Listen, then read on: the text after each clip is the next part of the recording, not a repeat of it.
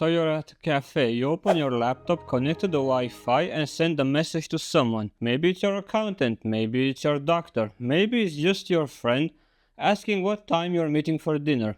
The point is, it's yours. It's a private thing between you and another person. And somewhere in that cafe there's a guy. Let's call him Gary. Gary has a laptop, a cup of coffee he's been nursing for 3 hours and a packet sniffer running in the background.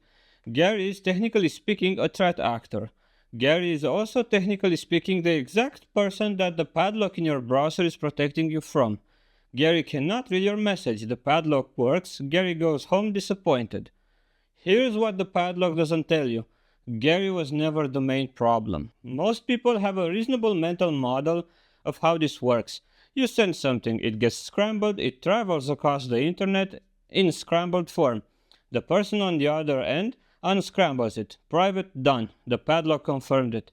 And this model is not wrong. It's just incomplete in a way that happens to be very convenient for the companies involved. When you see that padlock, whether it's in your browser or on a messaging app, what it usually means is that your data is encrypted in transit while it's moving from your device to the server. That's it. That's the scope of the promise. Your data travels in the sealed envelope. What happens when the envelope arrives? Who opens it? Who reads it? Who keeps the copies? Who sells a summary of it to someone else? This part is not covered by the padlock.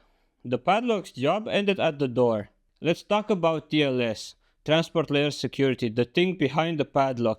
What actually it does, because it's genuinely impressive technology that is also genuinely not what most people think it is. When you connect to a website over HTTPS, your browser and the server do a little handshake. They agree on a set of encryption keys.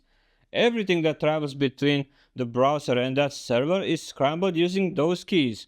Anyone intercepting the traffic in the middle, Gary, a rogue hunter, someone running a man-in-the-middle attack on the cafe Wi-Fi, sees gibberish, unreadable, useless. This is real protection. It solves a real problem. The internet used to run almost entirely on HTTP, no S, which meant your credentials, passwords, messages were traveling in plain text across every router between you and the server, so anyone with network access could read them. It was, to use the technical term, a disaster. The more colorful technical term, it was the entire internet was basically a postcard. TLS fixed that, but here's what TLS doesn't do. It doesn't protect your data at the destination. The encryption exists for the journey. Once your data arrives at the server, it gets decrypted. The server reads it, the server processes it, the server does whatever the server was designed to do with it. Store it, analyze it, serve it back to you. The server has the key, it always had the key, that was the whole point. The server needs to be able to read your data to respond to your requests. If you are logging into Gmail, Gmail needs to read your email to show it to you. The encryption protects the pipe. It does not protect the room at the end of the pipe. So when a company says, we use encryption, and means TLS, what they're actually saying is your data is safe from Gary, it's not safe from us. Which, to be fair, it's probably fine for most of the things. Your online shopping cart does not require the same threat model as a dissident's correspondence. If you're buying socks, TLS is sufficient. The sock company knowing you bought socks is not a crisis. The sock company knowing you bought socks at 2 a.m. on a Tuesday after a 40-minute browsing session visiting specific websites for the third time this month, well, that's a profile. But that's a different video. The problem is that the padlock looks the same whether you're buying socks or sending something you'd rather nobody else ever read. Same icon, same implied promise, different reality. Here's where the cynicism earns its keep. Companies are not accidentally vague about what encrypted means. The ambiguity is load-bearing. We encrypt your data is a sentence that is technically true, widely misunderstood, and enormously valuable to say. It makes users feel safe, it checks a compliance box, it ends the conversations with regulators, and it doesn't require giving up access to the data, which, if your business model involves knowing things about users, is the part you really don't want to give up. This is why you'll almost never see a major platform voluntarily adopt end-to-end encryption for everything. Not because technically it's hard, it isn't. Signal has been doing it since 2013 on a non-profit budget. It's because end-to-end encryption means the company genuinely cannot read your data, which means they cannot train models on it, cannot serve targeted ads against it, cannot hand it over to a third party with a business reason for wanting it, and cannot comply with certain government requests in a way that produces useful content. End-to-end encryption is not a feature companies are slow to build. It's a feature that conflicts with several other things companies have decided are more important.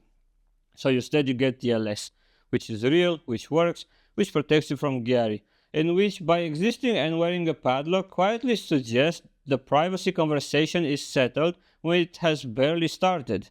The padlock is not lying to you, it's just answering a question you didn't ask. So what do you actually do with this? Well, first, don't stop caring about HTTPS. Seriously, TLS is necessary.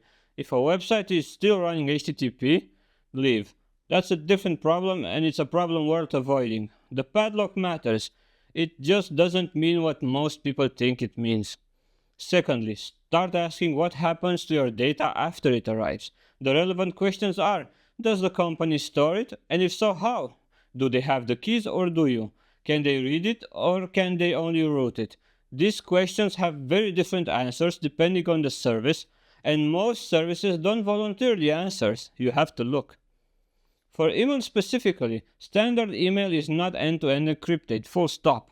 Your Gmail is readable by Google, your Outlook is readable by Microsoft. If you want encrypted mail, services like Proton Mail are the practical option. They use end-to-end encryption by default for mail between Proton users, and zero-knowledge encryption for stored mails, which means even Proton can't read it. For file storage, same logic applies. Google Drives encrypts your files in transit and at rest, but Google holds the keys.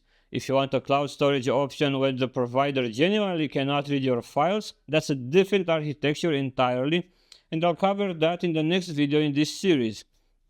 For messaging, also a different video. Short version, look for apps that specifically and say end-to-end encryption, not just encryption. The word end-to-end is doing a lot of work in that sentence. TLS is genuinely a good technology. It solved a real problem. It keeps Gary out. Gary, if you're watching this, you should probably just go home. The cafe is closing. You've been there since 9. The rest of us just need to remember that the padlock is on the door, not the room. And most of the interesting stuff happens in the room with the people who gave you the key.